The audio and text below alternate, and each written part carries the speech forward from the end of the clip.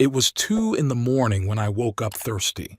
My heart tingled unpleasantly, a sure sign that in the morning Lorraine would be shaking her head again and checking my pulse with that peculiar expression on her face that I hated.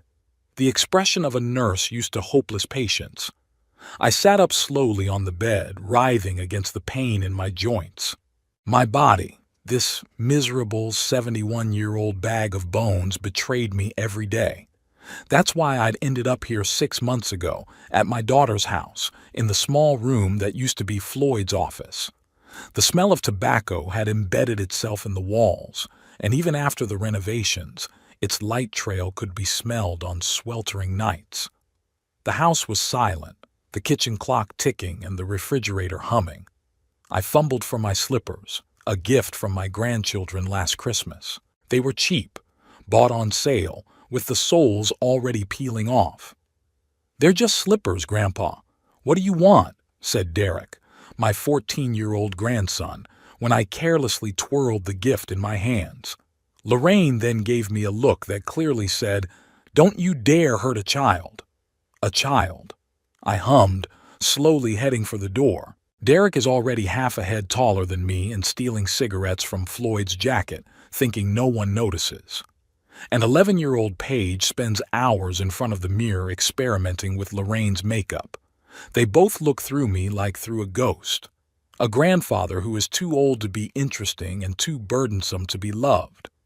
I carefully opened the bedroom door, trying not to creak. This house had always felt foreign to me. In my old house, which now stood empty on the other side of town, every floorboard remembered my footsteps. Here I was an intruder, even though Lorraine claimed otherwise. "Daddy, you can't live alone after what happened," she'd said after my heart attack. There was concern in her voice, but her eyes were cold. "You have serious heart problems, and I'm a nurse. I'll be able to look after you." "Look after," I shuddered.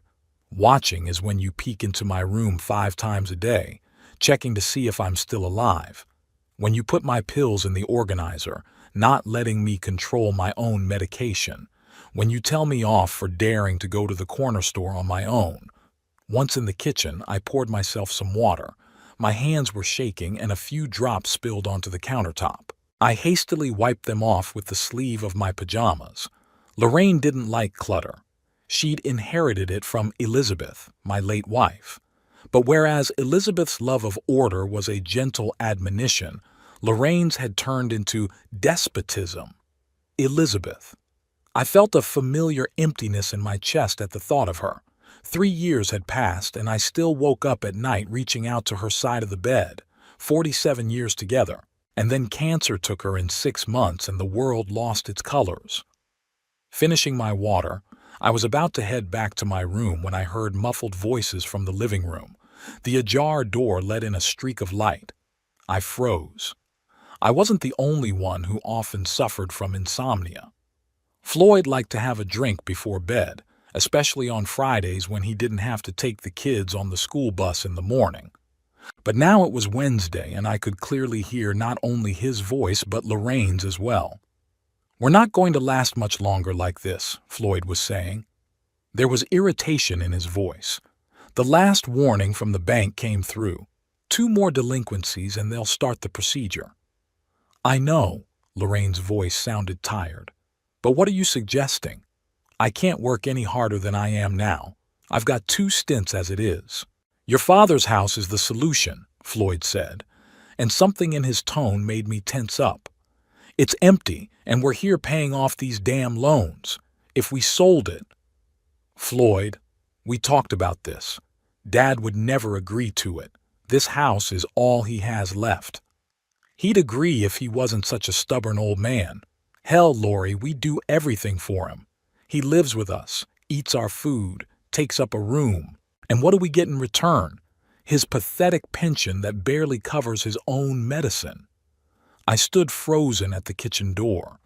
His words stung like acid. So that's how they see me. A burden, an extra mouth. I'd offered to pay for the room, but Lorraine had refused, saying it was insulting. Now I understood why. My miserable pension was going into their pockets anyway. And what do you suggest? A note of steel appeared in Lorraine's voice. Put him out on the street? There was a pause, and I felt a chill run down my spine. No, baby. I say, get rid of the old man. I nearly dropped the glass. I pressed my hand to my mouth to keep from giving myself away with a sigh. What are you talking about? Lorraine whispered, but there was no shock in her voice, more like wariness. Listen. Floyd's voice grew quieter, and I carefully took a step closer to the door so I could hear better. Your father is sick. His heart is going nowhere. One good attack and that's it. Natural death, no questions asked. You said yourself he lives on pills. Floyd, are you crazy? That's my father. The father who barely noticed you while your mother was alive? Who missed your graduation because of work? Who even managed to pick a fight with all your friends at our wedding? My heart clenched painfully. All those old grudges, all the mistakes. I wasn't the perfect father, it was true. Worked too hard, been too strict. Tried to patch things up after Elizabeth died, but apparently it was too late. It doesn't matter, Lorraine replied, but her voice trembled. What you're suggesting is murder. Not if no one finds out, Floyd insisted. You have access to drugs at the hospital, something that will cause a heart attack but leave no trace. He'll die in his sleep, painlessly. You'll be there, do the right thing, call an ambulance when it's too late. No one will suspect a nurse with 20 years' experience. There was silence, a long, terrible silence. I could feel my heart pounding in my chest, threatening to give me away with an attack right there at the door. I can't, Floyd. It's wrong. And the fact that we're going to lose the house because of the loans is right? And that the kids are going to be homeless is right? Lori, your father won't last long anyway. We'll just hasten the inevitable and solve our problems. Silence again. I could barely breathe. If only he'd agreed to sell that house, Lorraine said quietly. He won't agree. You know that yourself. He's clinging to it like your mother still lives there. That house is standing empty, falling apart, and it could have saved us. Derek and Paige. They won't understand if we lose the house. They won't have to understand if we do it right. Your father's house is worth enough to pay off our debts and start with a clean slate. No more delinquencies, no more fear of opening a letter from the bank. I heard a sob. Was my daughter crying? Or was it relief? How do you want to do this? Horror gripped me with renewed intensity. She was agreeing. My own daughter was discussing killing me. There are drugs that mimic a heart attack. You probably know those. We'll put it in his meds. Wait until nighttime. And then he won't wake up, Lorraine finished for him. Her voice sounded oddly detached. I can get digoxin. Too high a dose will cause cardiac arrest. His doctor won't be surprised, given his medical history. The glass still slipped from my fingers and fell to the linoleum with a thud. The voices in the living room quieted momentarily. What is it? I heard Floyd's worried voice. Dad must have woken up, Lorraine replied. I'll check it out. I had a few seconds. Panic swept over me in a wave. If they realize what I've heard, that I know, they won't wait. They'll do it today. I rushed toward my room, forgetting the pain in my joints, the pressing weight in my chest.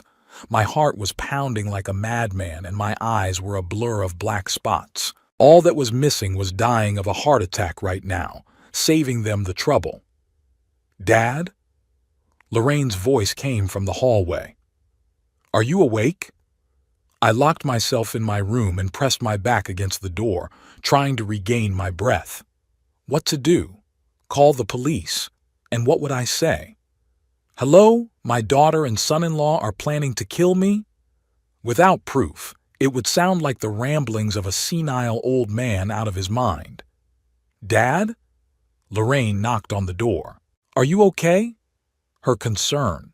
Her damn fake concern. I clenched my fists. Yeah, I answered, trying to make my voice sound sleepy. Just went to the bathroom. Laying down now. Are you sure you're okay? Did you take your evening meds? Yeah, I'm fine. I tried to keep my voice from shaking. Good night, Lorraine. Good night, Dad. I heard her footsteps retreating down the hallway, and only then did I let myself slide to the floor. I was shaking. My own daughter, flesh of my flesh. She and Floyd wanted to kill me for money, for the house I'd lived in for 40 years, where every corner held the memory of Elizabeth. My mind was racing frantically. In the morning, they'll realize I heard everything. In my eyes, in my demeanor. I've never been good at hiding my emotions, Elizabeth always said so, and Lorraine knows me too well, and then they'll have no choice. They'll do it quickly, maybe even tonight. I looked around.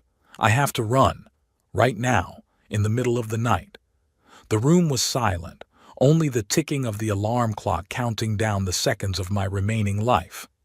Acting with feverish haste, I pulled an old gym bag out of the closet. I threw in a change of underwear, a sweater, and socks. With trembling hands, I pulled out my documents and wallet from the nightstand. I found an envelope of cash at the bottom of the drawer. I always kept some money for a rainy day. Apparently, it was coming. Changing into jeans and a shirt, I threw on an old raincoat. It's February outside, it's cold, but better to freeze out there than die here at the hands of my own daughter. Putting on my boots, I cautiously opened the window. Fortunately, my room was on the first floor, and there were only lilac bushes below the window. Taking one last listen and making sure the house was quiet, I threw my leg over the sill. My old joints ached with protest, but the adrenaline dulled the pain. The cold night air hit my face when I was finally outside. My heart was still racing, threatening to fail me at any moment. I couldn't let myself die now, not like this, not by letting them win. Slowly, trying not to make any noise, I made my way across the backyard to the wicket. It creaked open, and I froze, expecting a light to come on in the house for someone to call my name. But nothing happened. The street was deserted. The streetlights cast yellow circles on the asphalt. Where to go? I had no friends in the neighborhood. Everyone I knew lived near my old house on the other side of town. I moved forward just to get away from Lorraine and Floyd's house. Each step was hard. The cold air stung my lungs, but fear drove me forward, fear and the bitterness of betrayal. Get rid of the old man, I heard in my ears. I had become just an old man to them, a burden, an obstacle to solving their financial problems. I was walking down Federal Way at night, a gray-haired old man with a bag running away from my own daughter's house, walking to save my life, walking not knowing where or to whom, but he knew exactly what he was running from, his own people who had turned into strangers, blood that had been poisoned by greed. Their plan will fall apart tomorrow when they discover my disappearance. They won't be able to kill me if they don't find me, and I'll make sure they never find me. Even if I have to start a new life at 71, somewhere in the back of my mind I hoped this was a nightmare, that I'd wake up in my bed in the morning and Lorraine would bring me oatmeal and pills as usual. But the cold wind hitting my face said otherwise. This was reality, a terrible, cruel reality in which my own daughter wanted me dead.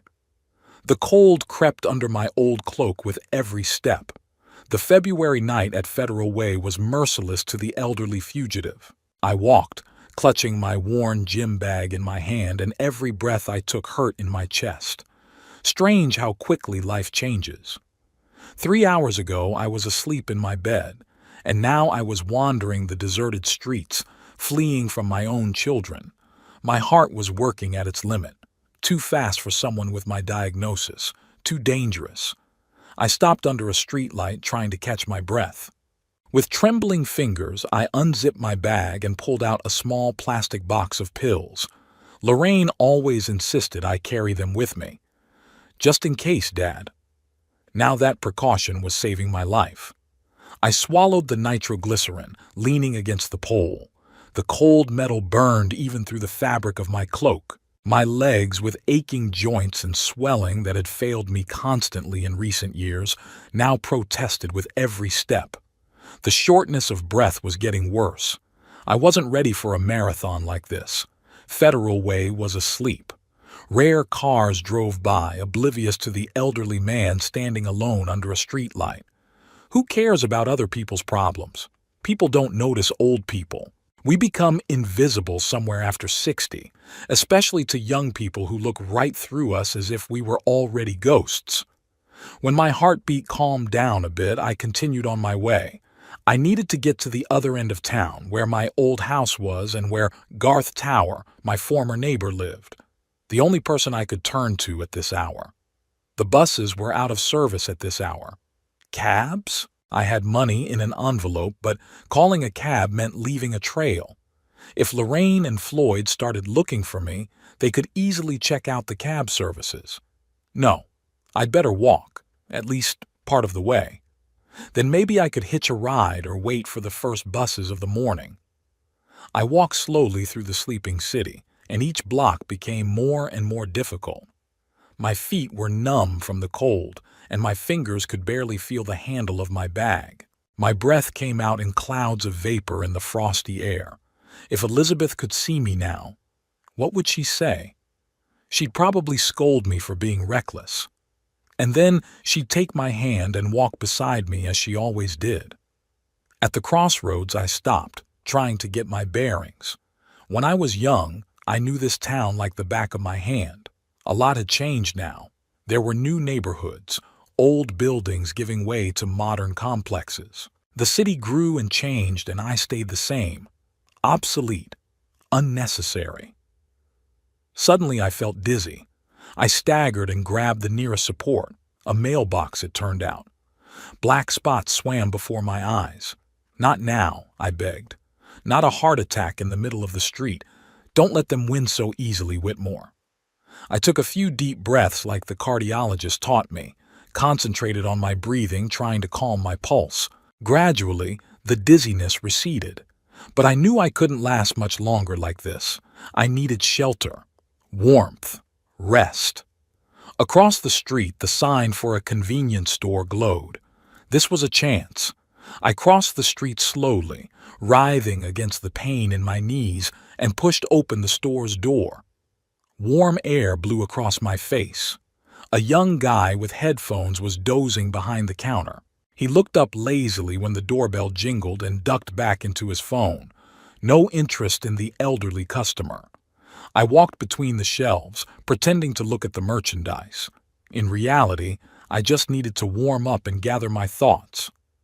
Taking a bottle of water from the shelf, I headed for the cash register. "It's cold today," I said, holding out the money.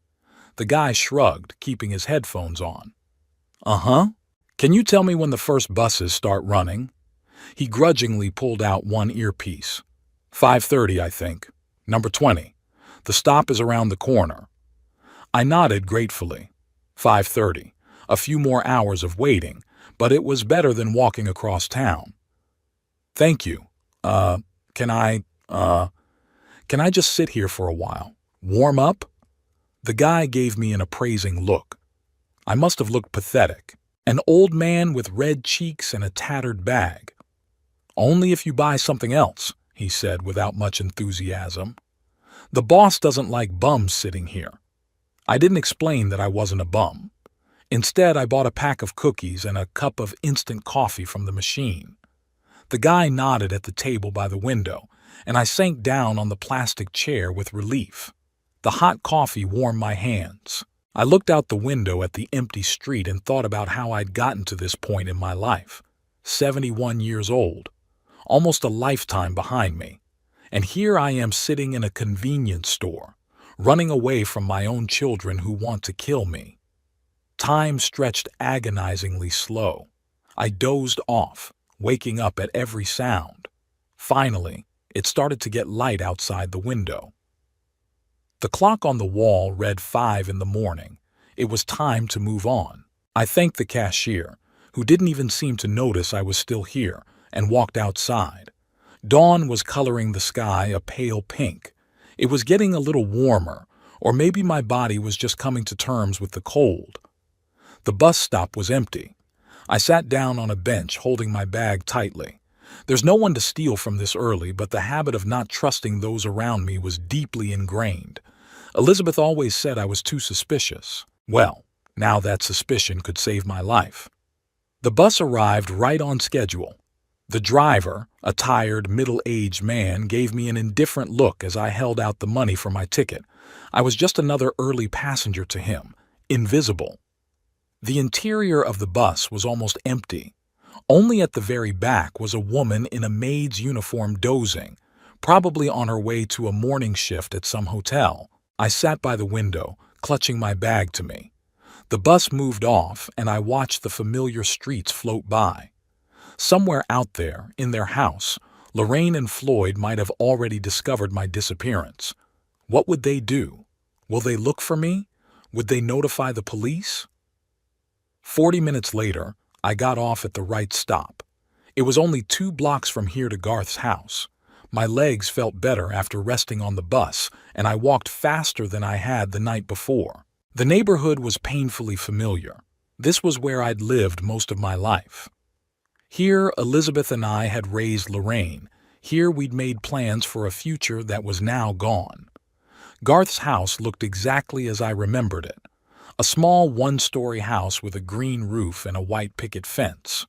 Garth had always been proud of his garden, but now, in February, the garden was bare and lifeless. I stopped hesitantly at the gate. 6:30 in the morning. Too early for a visit, but there was no choice. Gathering my courage, I pushed open the wicket and went to the door. The bell rang somewhere in the back of the house. I waited, shifting from foot to foot with cold and nervousness. What would I tell Garth? How would I explain my showing up this early? The truth. Who would believe such a wild story? A moment later, footsteps sounded outside the door. The lock clicked, and Garth Tower, my neighbor for 30 years, appeared on the threshold. He had aged a great deal since the last time I'd seen him. His hair was completely gray, his face wrinkled, but his eyes remained the same, clear and attentive. Whitmore. The surprise in his voice was genuine. What the hell are you doing here so early? Garth, my voice shook. I'm sorry to bother you. I need help. He stared at me for a few seconds, then stepped aside. Come on in. You look lousy. I gratefully stepped over the threshold. The house was warm and smelled of coffee. Garth was probably already up and making breakfast. Come into the kitchen, he said, closing the door. I just put the coffee pot on. I walked down the familiar hallway. Garth's house hadn't changed much over the years. Same pictures on the walls, same worn carpets. After his wife Margaret died, he'd lived alone, just as I had after Elizabeth left. Only he was luckier. His children lived in other states and couldn't control his every move. In the kitchen, Garth pointed me to a chair and silently poured coffee into 2 cups. He put one in front of me and sat down across from me. So, tell me, he said, looking at me carefully. What happened? I wrapped my hands around the cup, savoring the warmth. Where to begin? How do I explain the horror of what happened? Lorraine and Floyd want to kill me, I said bluntly. There was no point in beating around the bush. Garth blinked. His hand holding the cup froze halfway to his mouth. What? I overheard them talking last night.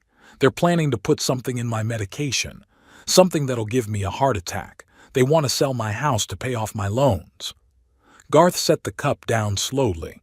His face reflected concern, but not shock. More like doubt.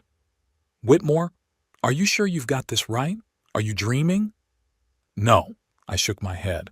I heard them with my own ears. Floyd said, we've got to get rid of the old man. And Lorraine, my own daughter, she agreed, said she could get some drug at the hospital. Garth rubbed his chin. I could see he didn't believe me. And who would? The story sounded like the ramblings of a paranoid person. Listen, he began cautiously. I know it's been hard for you since Elizabeth died. And moving in with Lorraine, it's a big change. Sometimes in situations like this, we feel... I don't. I raised my voice and my heart immediately resonated with a sharp pain. Damn it, Garth. I'm not out of my mind. I heard them talking. They were discussing how to put something in my medication. Lorraine said digoxin. She's a nurse. She knows how to make it look natural. Garth raised his hands in a conciliatory gesture. All right, all right. Let's not get heated. Tell me everything in order. I took a deep breath, trying to calm down. Then I detailed how I'd woken up in the night, how I'd heard them talking in the living room, what they'd said.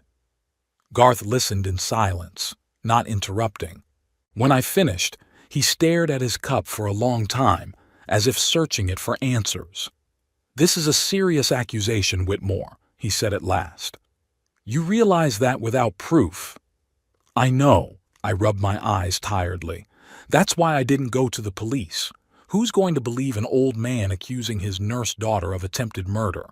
They'll say I'm out of my mind, or that it was a side effect of the medication." Garth nodded. He understood the situation as well as I did. "What do you plan to do?" I shrugged. I didn't really have a plan. I was just running for my life. "I don't know. I need somewhere to wait it out, to think. Maybe find a way to prove their intentions." Garth tapped his fingers on the table thoughtfully. "You could stay here for a few days," he said finally. "I have a guest room. But then we'll have to decide something. If what you say is true, it's true, Garth." I looked him straight in the eye. "I swear on my life." He sighed. "Good. I believe you. Or at least I'm trying to believe you. But we need proof if you're going to do anything about it." "What kind of proof?" I spread my hands. "Record their conversation? Make them confess?" "I don't know," Garth answered honestly. "But we'll figure something out. In the meantime, you should get some rest. You look exhausted." He was right. The fatigue was weighing down on me. The night without sleep, the stress, the physical exertion, it was all too much for my old heart. Garth showed me to the guest room. It was small but cozy. The bed was made up with fresh linens and there was a glass of water on the nightstand. "Rest," Garth said, leaving me alone. "We'll talk later." I sat down on the bed, suddenly feeling the weight of what had happened. My daughter wanted me dead. How had it come to this? Where had I made a mistake in raising her? Or was it Floyd who was manipulating her? Thoughts swirled around in my head, giving me no rest. But fatigue took its toll, and I lay down without undressing. The last thing I thought about before falling asleep was, would they find me here? And what would happen if they did? I woke up to the sound of the television. It was dark in the room.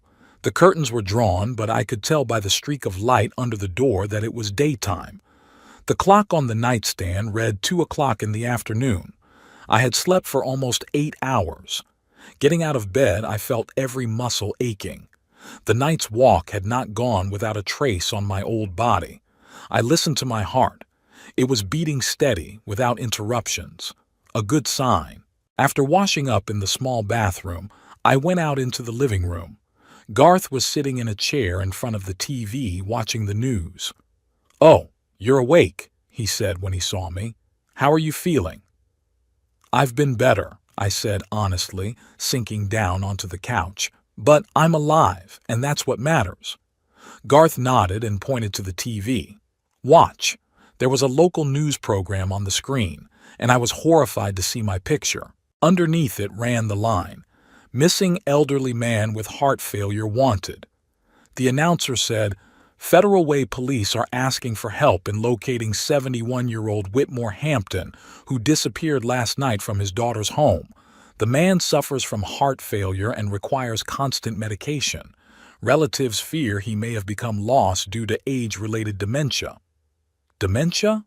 I gasped in indignation. "I don't have dementia!" "Quiet." Garth turned up the volume. Lorraine appeared on the screen. She looked worried, her eyes red with tears. An actress, a bloody actress. "Daddy, if you see this, please call us or go to the police," she said in a trembling voice. "We're all very worried. You need to take your medication. You know how important that is." Floyd stood beside her, placing a hand on her shoulder in a gesture of support. His face expressed concern, but his eyes, eyes were cold and calculating. Mr. Hampton recently suffered a microstroke, he added for the reporters. Doctors have warned of possible memory and orientation problems. We just want him to come home safely. A microstroke? I nearly choked with indignation. That's a lie. I've never had a stroke. Garth turned off the TV and turned to me. They're making history, Whitmore. If they find you, it'll look like you really are suffering from dementia and ran away from home in a state of confusion. I leaned back on the couch, stunned. They'd thought of everything. If I showed up and told them about my suspicions, who would believe me? A man who, according to his family, is suffering from dementia after a microstroke. They're turning me into a crazy old man, I whispered. So no one will believe my words. Garth nodded grimly. And they do it quite skillfully. Lorraine's a nurse, and her word carries weight. If she says you've got dementia, people will believe her over me, I finished his thought. Garth, what do I do? He rubbed his chin thoughtfully. We need proof, Whitmore. Irrefutable proof of their intentions. Without it, you're really going to look like a paranoid old man. But how? How can I prove something I overheard by accident? Garth didn't have time to answer. The doorbell rang and we both flinched. A lightning bolt of fear struck me. Had they already found me? Sit tight, Garth whispered, rising. I'll see who it is. He went out into the hallway and I froze on the couch listening. My heart was pounding like crazy again. If it's the police, if it's Lorraine and Floyd. I heard the front door open, then a man's voice, unfamiliar. Garth answered quietly, but I couldn't make out the words. A moment later, the door closed and Garth came back into the living room holding a piece of paper. Police, he said, handing it to me. They're putting out an APB on you. They want to know if I've seen you.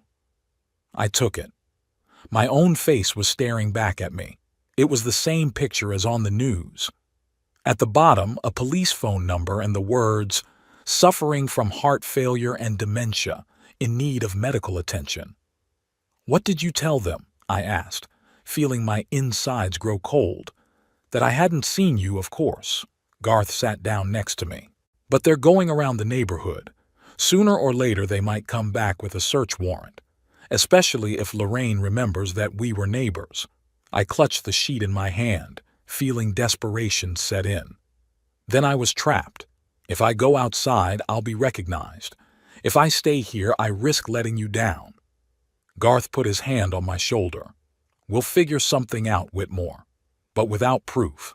I'm afraid no one will believe your story. Not against the word of the nurse and her husband.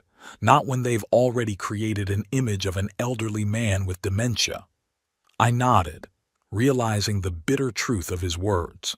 Without proof, I was just a crazy old man who ran away from home. And no one, absolutely no one, would believe that my own daughter was planning my murder. On my third day at Garth's, I realized I could no longer hide like a frightened rabbit. The police continued their search. My face was on the news, and the story of the old man with dementia was growing. Lorraine gave interviews, talking about my supposed memory problems, how I sometimes didn't recognize my grandchildren, my unfounded suspicions. She seemed so genuinely concerned that I began to question my own sanity. I have to get back to my house, I told Garth at breakfast, pushing my plate of oatmeal away with determination. Garth raised his eyebrows, not letting go of the coffee cup. Are you out of your mind? They're probably watching your house. The first place they'll look. I don't think so, I shook my head. Lorraine thinks I'm too weak to get there on my own. She thinks I've either found shelter with some random do-gooder or... I didn't finish, but we both knew. Or already dead of a heart attack in an alley somewhere. Still, the risk is too great, Garth was adamant. What were you looking for? IDs, I answered. The house, the bank account, and some personal items. If I'm going to prove their intentions, I need to make sure my house is safe. Garth sighed, acknowledging my point. Over the days, he'd finally come to believe my story. especially after we'd heard the new version of why I'd disappeared. I'd been paranoid, refusing to take my medication, and on the eve of my escape, accusing Lorraine of putting poison in it. "Maybe we should see a lawyer," Garth suggested. "Tell him your story, show him the deed to the house." "Without proof, a lawyer won't help," I shook my head. "We need to find something concrete first. A recording of their conversation, evidence." Garth rubbed his chin thoughtfully. "Could there be security cameras in your house? Or maybe at your neighbor's?" I shook my head. "No, I've never installed any. And neighbors, I doubt their cameras are pointed at my house." We were silent for a moment, considering our options. Finally, Garth said, "Okay, let's say you go, but not alone. I'll go with you and wait outside. If anything goes wrong, I'll step in." I nodded gratefully. Garth was a true friend. At 73, he was still strong and energetic from years of construction work and regular trips to the pool. Unlike me, with my heart condition and arthritis. We decided to go in the evening when it was dark. Less chance of anyone recognizing me. Garth lent me a baseball cap and an old jacket, a rudimentary disguise, but better than nothing. The day dragged agonizingly slow. I was nervous, checking my pulse often, afraid that my heart might fail at the worst possible moment. Before leaving, I took all the necessary medications and put some spare pills in my pocket, just in case. At 7 o'clock that evening, we got into Garth's old Ford. I pulled my baseball cap low over my eyes and squirmed in the passenger seat. My house was 20 minutes away, a quiet neighborhood of neat, one-story houses where Elizabeth and I had lived most of our lives. "Remember," Garth said, turning down my street, "you go in, get what you need, and get right out. No sentimental walks through rooms, no delays. If you see a light or Floyd's car, you leave right away. I'll be waiting around the corner." I nodded, though inside I was shrinking with fear. What if they really are watching the house? What if the police are patrolling the neighborhood? But it was too late to back out. Garth stopped the car a block before my house. I took a deep breath, gathering my strength. "Good luck," Garth said, squeezing my shoulder. "I'll wait here for 30 minutes. If you don't come back, I'll follow you." I got out of the car, feeling the February chill immediately. My house was visible at the end of the street, dark windows, no signs of presence. I walked slowly, trying not to attract attention, even though the street was deserted. It was a typical weekday evening. Everyone was home, eating dinner, watching TV. As I approached the house, I stood still for a second, looking at the familiar facade. This is where my life has been. This is where I was happy with Elizabeth. This is where Lorraine grew up. And here she had chosen to betray me. I still had the key, a little secret Lorraine didn't know about. She thought she'd taken all the keys when she moved me in with her. But I always kept a spare in a stash in the backyard, under the false bottom of the old birdhouse I'd made for Lorraine when she was a child. I walked around the back of the house, fumbled in the darkness for the birdhouse, pulled out the key. My hands trembled as I slid it into the back door lock. A quiet click and I was inside. The house smelled musty and dusty, 6 months without airing, without life. I moved cautiously, keeping the lights off, navigating by memory.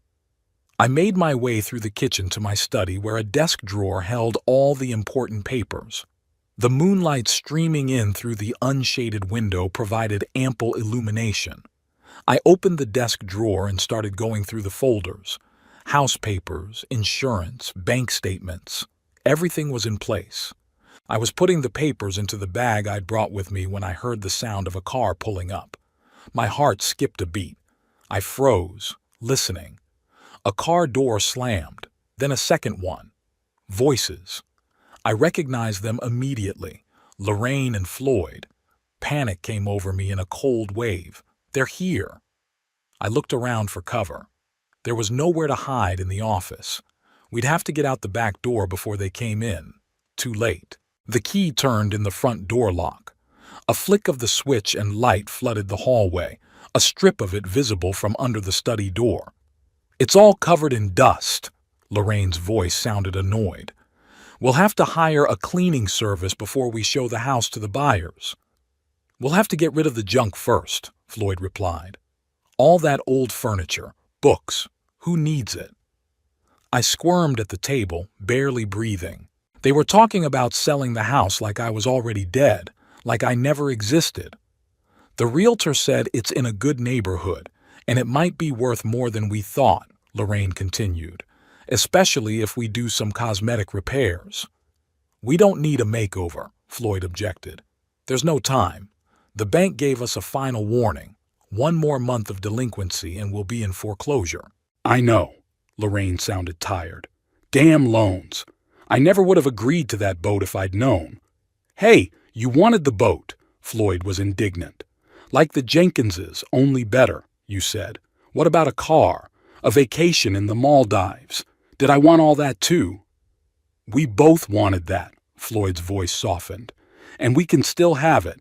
We just have to solve the problem with your father. There was silence. I could hear their footsteps. They moved around the house, peering into rooms, closer and farther away. I sat huddled in a corner, praying to all the saints that they wouldn't come into the study. Did you see the news? Lorraine asked. No sign of him. It was like he'd vanished into thin air. Maybe he did, replied Floyd grimly. At his age, with his heart on the street on a February night. You know what I mean. Don't say that. Lorraine's voice trembled. He's my father, Floyd. The father you were ready to send to the grave with your own hands, Floyd said. Don't play the caring daughter, Lori. We both know you never liked him much. It's different, Lorraine said quietly. A controlled situation is one thing. I'd do it gently, painlessly. It's quite another to think that he might be freezing or starving somewhere, or already lying there. That's enough, Floyd cut her off. We need to think about the future, how to save our home, our lives. Missing is missing, even better.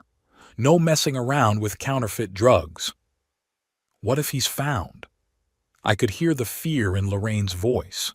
What if he told someone he heard us talking? Who? Floyd grinned. He doesn't have any friends. All his old buddies are in the grave. And if he did go to the police, who'd believe him? A nurse, 20 years of experience, a model mother, a caring daughter versus a dementia-ridden old man out of his mind. He doesn't have dementia, Lorraine said quietly. The police don't know that, Floyd's voice sounded smug, and neither do the doctors, and the medical records can be tweaked. You have access. Lorraine sighed. Okay, let's go through the rest of the rooms. We need to make a list of what can be thrown away and what can be sold. Their footsteps approached the study door. I froze, out of breath. My heart was pounding so hard it felt like they should hear it pounding. The doorknob turned and light from the hallway streamed into the room. I huddled in the corner behind the desk, praying to all the gods that they wouldn't see me. There's a lot of paperwork here, Lorraine said, turning on the office light. I'll have to sort through it all. That's some other time, Floyd replied. It's getting late. Let's finish looking around and go home. I have a 6 a.m. flight tomorrow. Okay, Lorraine turned off the light and closed the door. I exhaled, feeling cold sweat running down my forehead. They hadn't noticed the open desk drawer, hadn't noticed me in the corner. Too superficial an inspection, just estimating the amount of work to be done in the future. Their voices began to drift away. They were discussing what to do with the furniture, what price to ask for the house, who to hire to clean it. They were talking about all of this so casually, as if it wasn't about my house or my life. 15 minutes later, I heard the front door slam, then the sound of a car pulling away. Only then did I allow myself to stand up, stretching my stiff legs. I was lucky, incredibly lucky, but I knew it wouldn't happen again. Next time they might do a more thorough search of the house. Or worse, start moving things out. I had to act fast. I finished gathering my papers, added some photos of Elizabeth, our marriage certificate, her last letter to me to my bag. Personal items I didn't want to leave to Lorraine and Floyd. As I was about to leave, I noticed an old electronics box on the shelf. I opened it out of curiosity. Inside was a tape recorder I'd used years ago to record my notes, compact with cassettes, an antique by today's standards, but probably still working. I picked up the recorder, checked the batteries. The device came to life, the red recording light flashing as the button was pressed. It works. There were spare tapes in the box, too. The idea came suddenly. If I could record them talking about their murder plans, if I can get a confession on tape, that would be proof, irrefutable proof of their intentions. I put the tape recorder and the tapes in my bag. I don't know exactly how I'll use it, but the very possibility of recording their words gave me hope, a small chance against their lies and manipulations. Before leaving, I took one more look around the house, probably for the last time. Every room held memories.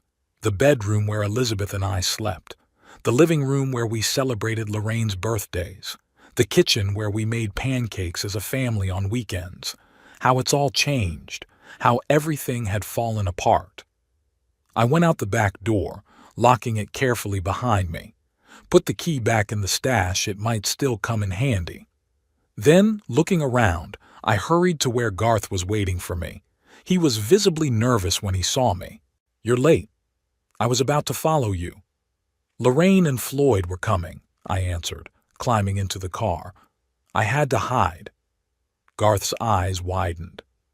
"And they didn't see you?" "No," I shook my head. "They were just looking at the house, planning the sale. They're sure I've either run far away or I'm already dead." Garth shook his head, starting the car. "What kind of people? Their own family." "Family?" I grinned bitterly. "You know what I realized, Garth? Family isn't blood. Family is the people who care about you, who will never betray you." He nodded silently, pulling out onto the main road. We were both thinking the same thing, how often the closest people are the most dangerous, and how the loneliness of old age makes us vulnerable to their betrayal. "What are you going to do next?" Garth asked when we were halfway to his house. I took the tape recorder out of my bag. "I found it in the study. It's old, but it works. If I can record their confession—" Garth whistled. "That's not a bad idea. But how are you going to do it? Go back to their house?" I wondered. The plan was risky, almost insane, but I couldn't see any other way. "Yes," I said at last. "I'd go home. I'll pretend I've lost my memory, that I don't remember how or why I left. They'll believe it. It fits their story about my dementia." "It's too dangerous," Garth objected. "What if they try you right away?" "They won't," I shook my head. "Not right away. They'll be careful. There's been too much attention on our family since I disappeared. They'll wait until things calm down. In the meantime, I'll try to record their conversation."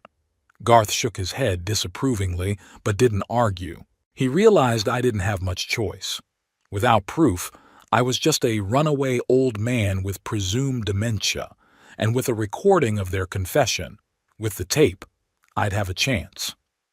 We drove back to Garth's house and spent the rest of the evening working out a plan, how I would contact Lorraine, what I would say about my disappearance, how I would hide the tape recorder, where I'd keep it so they wouldn't find it. It was a risky plan, but it was the only way to protect myself and my home. The only way to prove that I wasn't a senile old man out of my mind, but a victim of my own children's greed. As I fell asleep that night, I thought of Elizabeth. What would she say if she knew what our daughter had become? What would she do in my shoes? The answer was obvious. Elizabeth had always fought for justice. She wouldn't give up, wouldn't let them win, and neither would I. For Elizabeth's memory, for myself. To prove that old age does not make a man helpless and powerless. Even with a bad heart, one can find the strength to fight when one's life is at stake. The next morning began with preparations. Garth helped me check the recorder.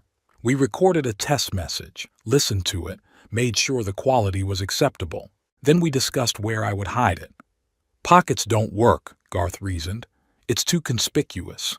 and if they suspect anything, they'll check them first.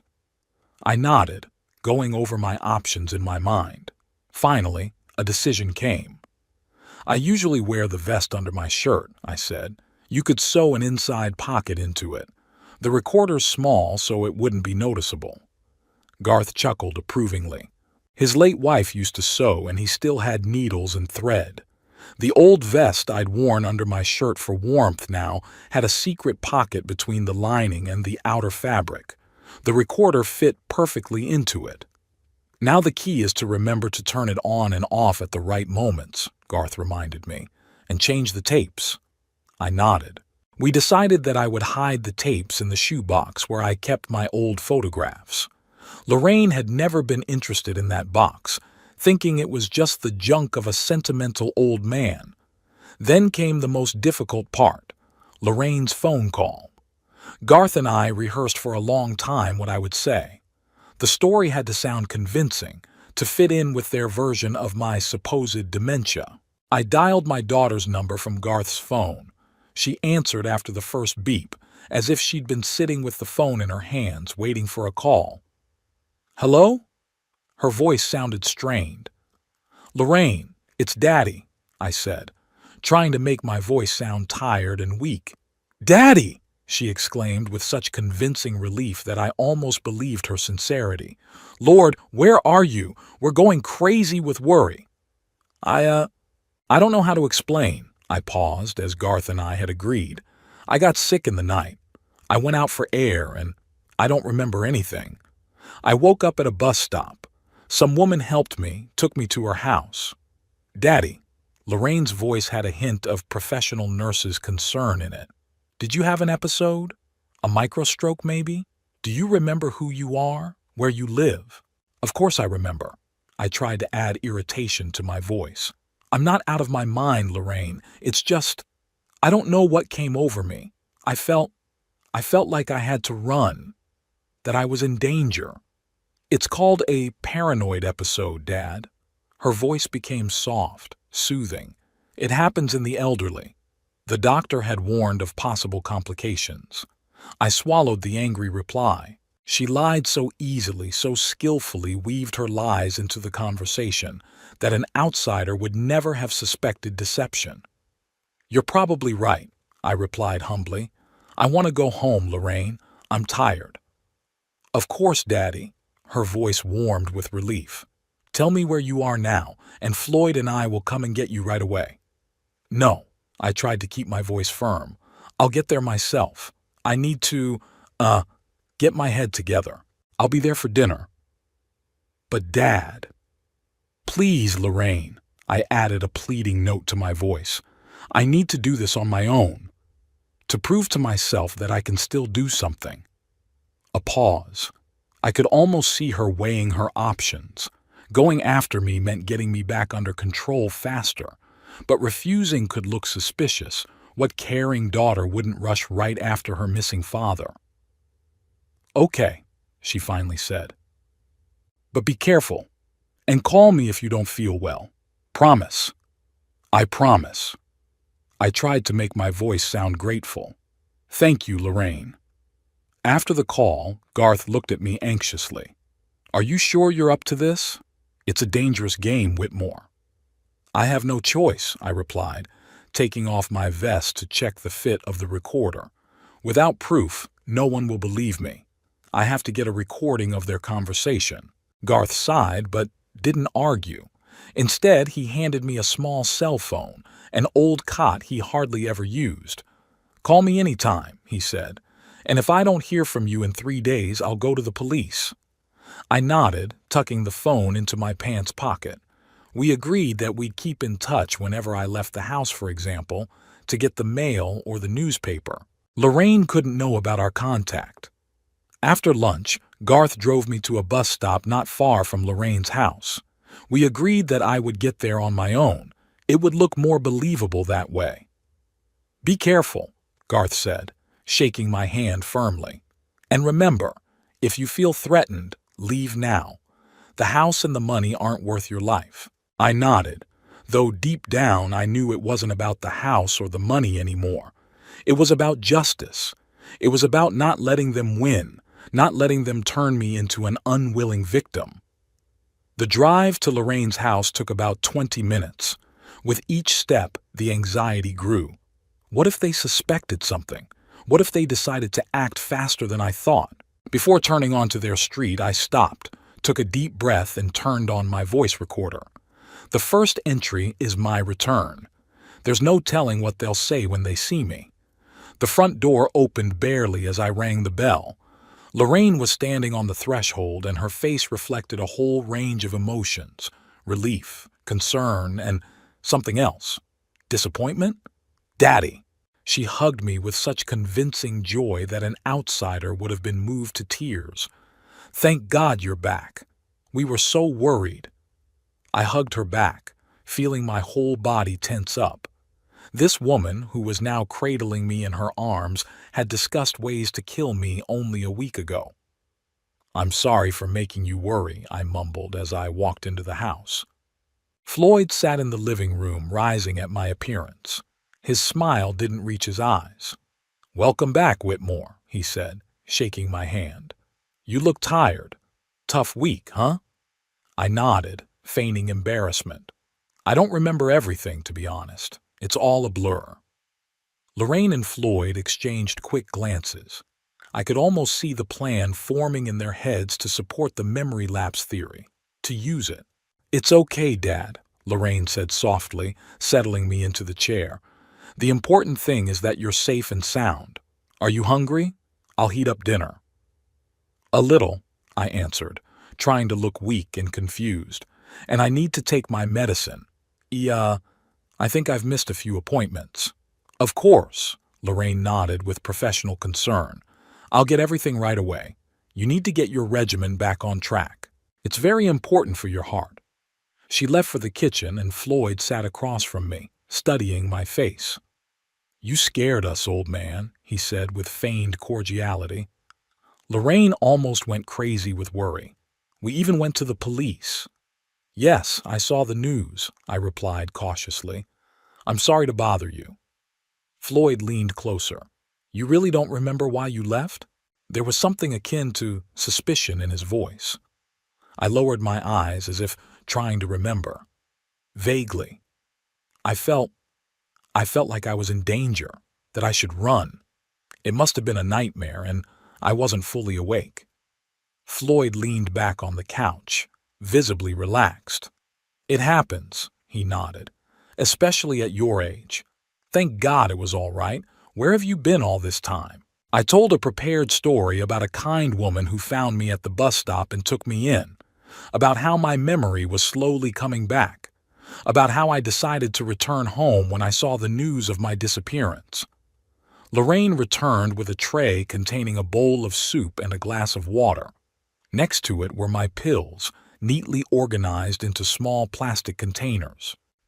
"Here, Dad," she said, setting the tray on the table next to me. "Eat and take your medicine.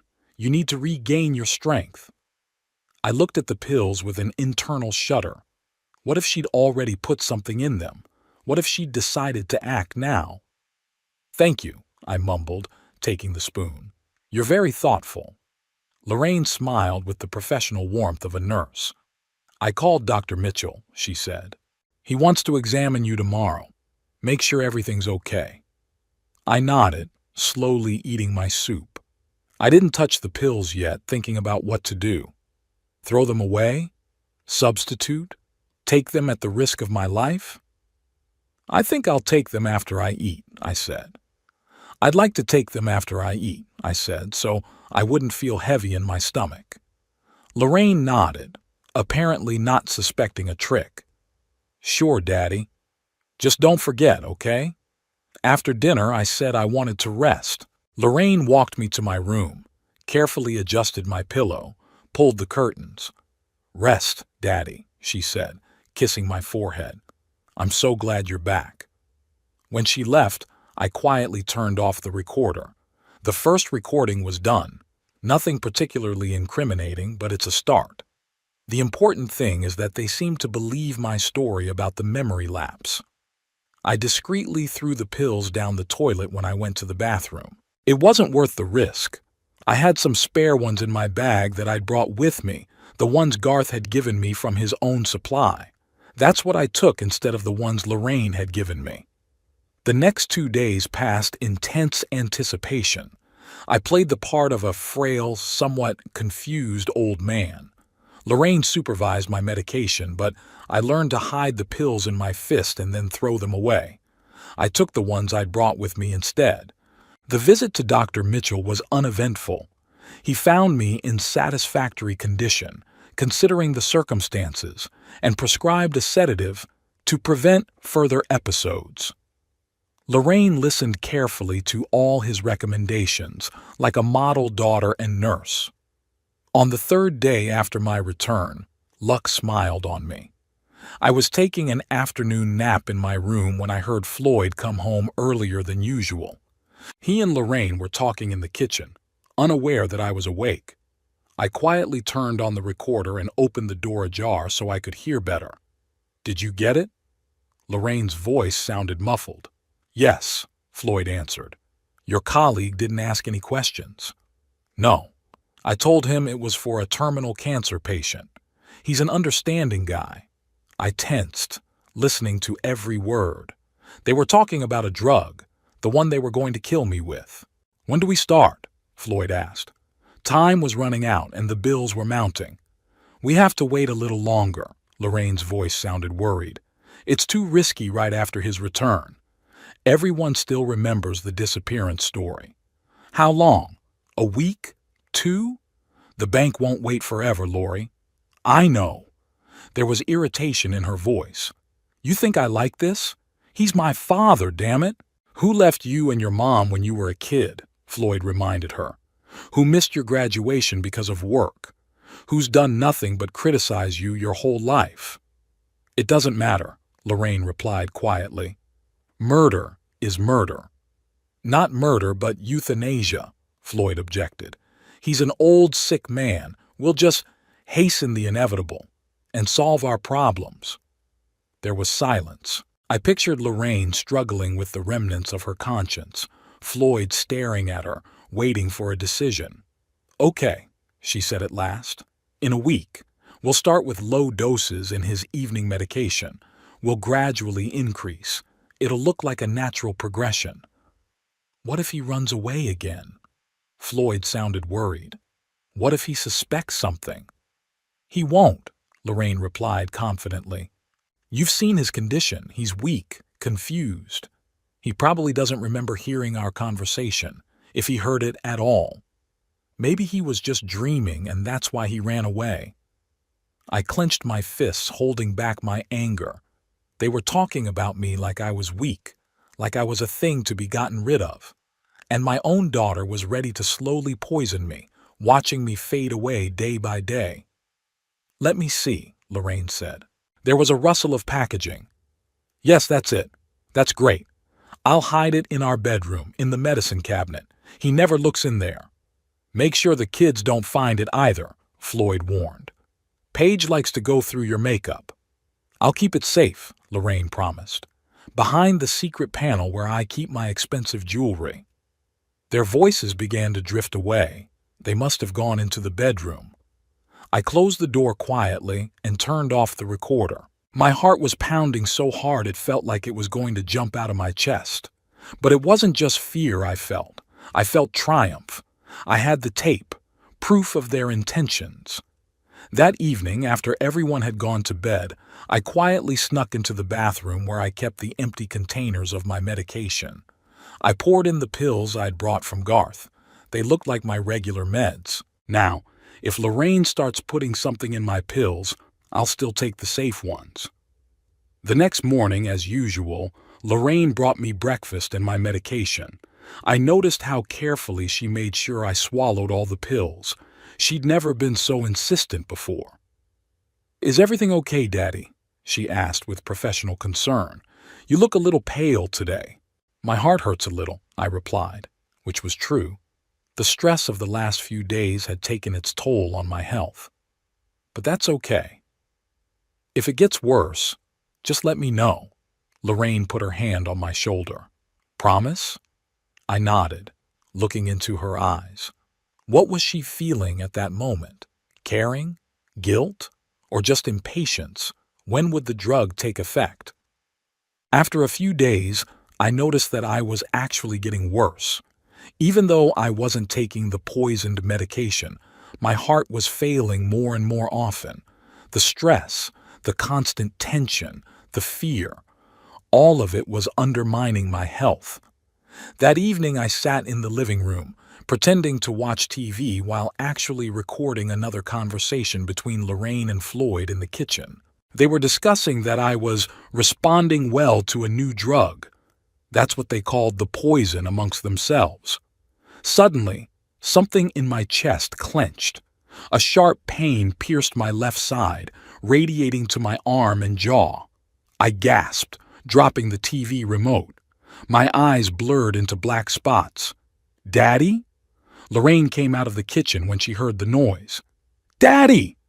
She rushed over to me, expertly probing for a pulse.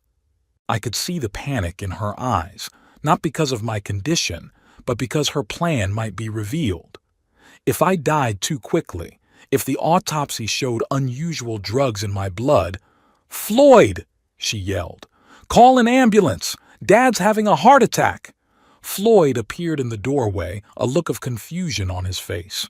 "Are you sure? Maybe."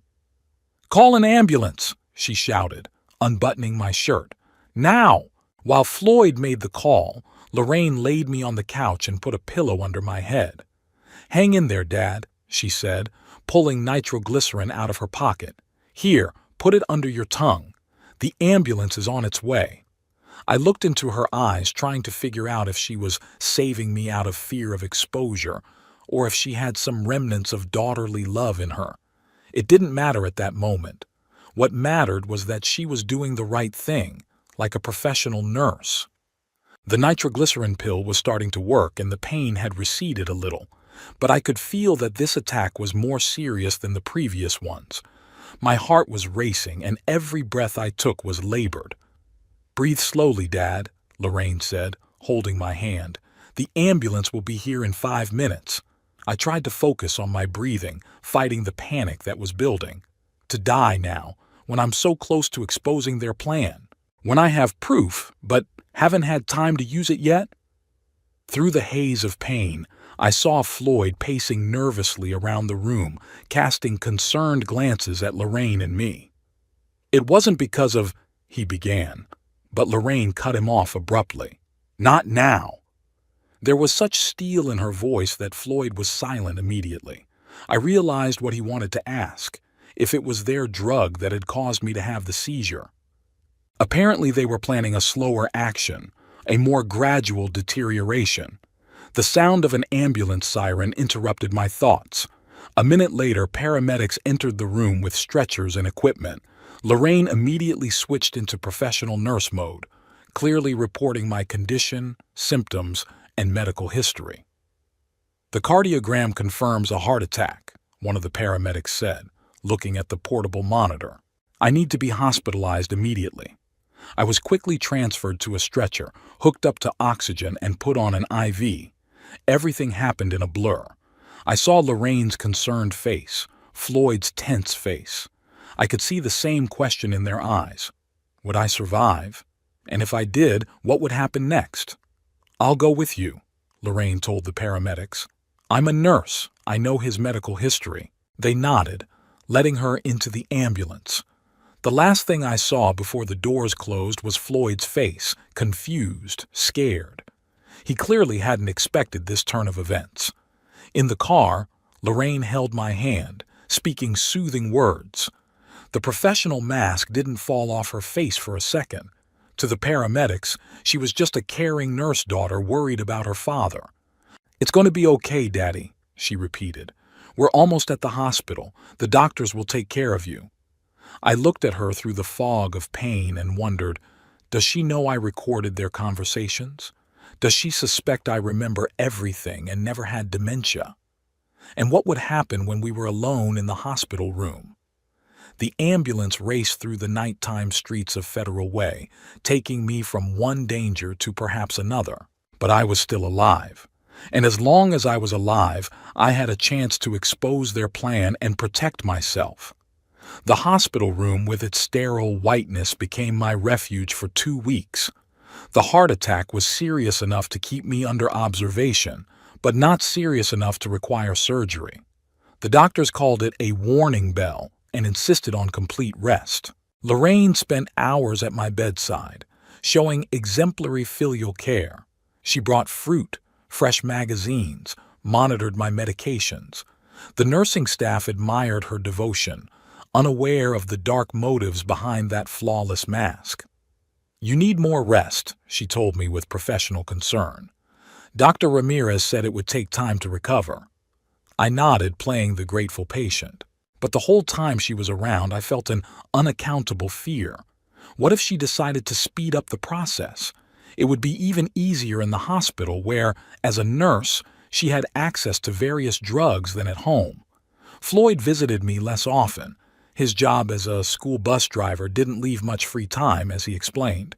But I could see the impatience and irritation in his eyes. My recovery was not part of their plans. My salvation was Garth, who showed up on my 3rd day in the hospital with a fruit basket and a crossword puzzle book. An old friend. I introduced him to Lorraine, who was in the room. We'd lived next door for years. Lorraine smiled at Garth with the smile of duty, but there was suspicion in her eyes. "It's a pleasure," she said. "Papa never mentioned you. Old people always forget things." Garth grinned good-naturedly. "How are you doing, Whitmore? You look lousy, but you're alive." His casual tone diffused the tension. Lorraine left soon after, citing business, and Garth and I were alone. "Did you get it?" he asked quietly, leaning toward me. I nodded and pointed to the nightstand where my clothes were. In the inside pocket of my vest, 3 tapes. They planned to slowly poison me by slipping something into my medication. Floyd had already gotten the drug. Garth whistled. "Those bastards. What now?" "Take the tapes," I whispered. "Keep them in a safe place. I'll see a lawyer when I get out of here. But if anything happens to me before then—" "Nothing will happen to you," Garth said firmly. "I'll be here every day, and they won't put anything in your food or medicine while I'm here." He was true to his word. Garth appeared in the room at different times each day, often taking Lorraine by surprise. Their strained politeness to each other concealed a growing dislike. Lorraine clearly didn't like the fact that her father suddenly had such a loyal friend. During my 2nd week in the hospital, Garth brought in a distinguished-looking middle-aged man. "This is Harris Fenton," he introduced him. "My lawyer. I've been cleaning up my inheritance affairs, and I thought you could use some advice. I knew what he was up to right away. Lorraine was out, so we could talk freely." "Mr. Hampton," Fenton said seriously as Garth closed the door of the room, "I am aware of your situation. Garth told me of your suspicions and showed me the tapes. If what's on them is true, you have grounds for serious legal action." "It's true," I said firmly. "My daughter and her husband planned my death in order to take possession of my house. I have tapes of their conversations." Fenton nodded, making notes in his notebook. "We need to proceed with caution. If your daughter is indeed involved in the attempted murder, she may try to destroy the evidence or accelerate her plan when she realizes you know something." "What are you suggesting?" I asked. "First, I've already given copies of the recordings to a detective I know," Fenton replied. "The police have begun a discreet investigation. Second, we'll change your legal situation. Right now, I suggest you make a new will where you explicitly state that in the event of your death under suspicious circumstances, there should be a thorough investigation." "Lorraine will find out about it," I objected. "She's checking all my mail, all my papers." "She won't," Fenton said firmly. "The will be kept in my safe. A copy will be kept at the notary's. No papers will be sent to your house." It was a good plan. That same day, I signed a new will disinheriting Lorraine in favor of a local charity for the elderly. Fenton also helped me draw up a power of attorney for Garth, authorizing him to act on my behalf in the event of my incapacity. "Now we need hard evidence," Fenton said before leaving. "The recordings are good, but the defense could argue they were made out of context or even fabricated. We need to catch them red-handed." "How?" I asked, feeling my heart clench at the thought of going back to Lorraine's house. "Detective Reynolds has a plan," Fenton replied. "He'll contact you after you're discharged, but be prepared to play bait." 2 weeks later, the doctors finally allowed me to go home. Lorraine was a model of caring, helping me pack, listening carefully to the doctor's recommendations. "You need complete rest, Dad," she said as she helped me into the car. "No stress, no exercise." "I know," I replied obediently. "Thank you for your concern, Lorraine." A warm welcome was waiting for me at home. Floyd even took the day off to meet his dear father-in-law. Paige and Derek drew a get-well card, probably at their mother's insistence. "We're so glad you're back, Dad," Lorraine said as she made me comfortable in the bedroom. "Everything's going to be okay now." I smiled and thanked, but inwardly I was tense as a string. In the house where they were planning my death, I felt like I was in a den of predators. That evening, when everyone had gone to bed, I quietly called Garth from the cell phone he'd secretly given me at the hospital. "I'm here," I whispered. "What's next?" "Detective Reynolds wants to meet tomorrow," Garth answered. "I'll pick you up ostensibly to check on you and take you to him." And so it happened. The next day, Garth showed up with another fruit basket and offered to take a ride to unwind. Lorraine objected at first, citing doctor's orders, but I insisted. Detective Reynolds turned out to be a sturdy middle-aged man with shrewd eyes. We met at an unremarkable cafe on the outskirts of town. "Mr. Hampton," he said after a brief introduction, "I've listened to your tapes. If everything on them is true, your daughter and her husband have committed a serious crime, an attempted murder." "It's true," I said firmly. "Every word of it." Reynolds nodded. "We've conducted a preliminary investigation. Your daughter did take drugs from the hospital that are not part of her normal practice. Her financial situation is really critical. She and her husband owe a large amount of money to the bank and have been warned about possible foreclosure on the house." I clenched my hands into fists. It was one thing to suspect, and quite another to get confirmation from the police. "What now?" I asked. "We need to catch them red-handed," Reynolds replied. "Records are good to start an investigation, but we need more solid evidence for a trial. We propose a decoy operation." He outlined the plan. I was to return home and continue to play the role of a frail, sick old man. Meanwhile, the police will set up hidden cameras and microphones in the house. When Lorraine or Floyd tried to put something in my medication, they would be arrested on the spot. "That's dangerous," Garth pointed out. "What if they decide to act sooner than you expect?" "Mr. Hampton will have an emergency button," Reynolds replied, showing a small device that looked like a keychain. "One press and the extraction team will be in place within 2 minutes. In addition, we'll monitor the situation around the clock." It was a risky plan, but I didn't see any other way out. We agreed that the police would install the equipment the next day, when Lorraine would be at work and Floyd would take the kids to school. On the 4th day after the equipment was installed, everything changed. Floyd took the children to his mother's house early in the morning for the weekend. Lorraine took the day off work, saying she wanted to spend the day with her father. "How are you feeling, Daddy?" she asked, sitting down on the edge of my bed with a cup of tea in her hands.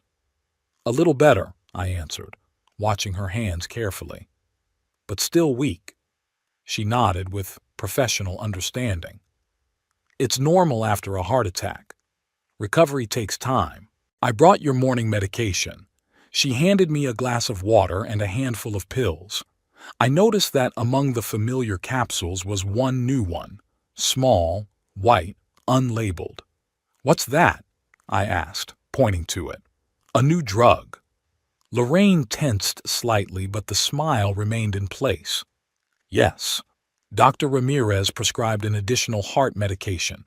I forgot to tell you yesterday." That's a lie. Dr. Ramirez didn't prescribe anything new. I knew that for a fact because Reynolds checked all my medical appointments. That's odd, I said, pretending to try to remember. He hadn't said anything about it when I was at his appointment. He called me yesterday, Lorraine answered quickly. It's standard practice for patients after a heart attack. I nodded, pretending to believe it. I discreetly pressed the emergency button in my robe pocket. The extraction team should have arrived within 2 minutes. I just needed to stall for time. You know, I said, looking at the pills in my palm, I keep thinking about our house, about where we lived with your mom. Lorraine tensed even more. Yeah? What do you think? I think we should sell it, I said, watching her reaction. It's empty anyway. And the money? Well, money could help you and Floyd. I know you're having financial difficulties. Lorraine's eyes widened in surprise, then suspicion flickered in them. What makes you think we're having financial difficulties? I'm not blind, Lorraine, I said softly. I can see you and Floyd whispering about the accounts, how nervous you get when the mail comes in, and then those expensive things you buy. I know how much a nurse and a school bus driver make. You're living beyond your means. Take your medicine, Daddy, she said, changing the subject. They'll make you feel better. I stared at the pills in my palm. One of them could be deadly. My own daughter was giving me poison and looking into my eyes. Do you know what the saddest part is, Lorraine? I asked quietly. It's not that you want me dead. It's that you can't even wait for it to come naturally. Her face went pale. What are you saying, Dad? I don't understand.